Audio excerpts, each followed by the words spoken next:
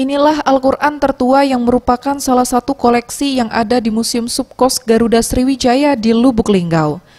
Al-Quran ini merupakan hadiah dari Kesultanan Palembang Darussalam ke Masjid Agung Lubuk Linggau pada tahun 1925. Namun sejak tahun 1988, Al-Quran resmi diberikan kepada pihak Museum Subkos.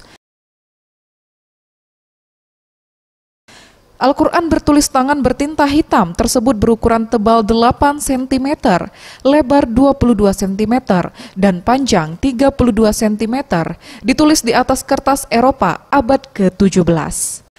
Keberadaan Al-Quran tertua juga menambah daya tarik pengunjung yang datang ke Museum Subkos Garuda Sriwijaya.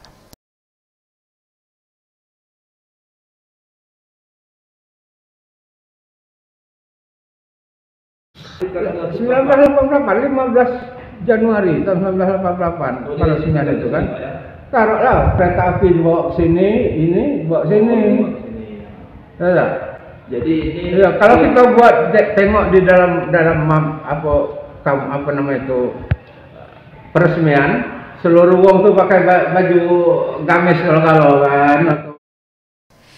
Selain mengkoleksi Al-Quran peninggalan Kesultanan Palembang, ada juga sejumlah koleksi lainnya peninggalan sejarah kemerdekaan, seperti bendera pusaka, beberapa pucuk senjata, lokomotif tua, dan market perjalanan perjuangan pejuang dalam melawan penjajahan Belanda di bumi Sriwijaya.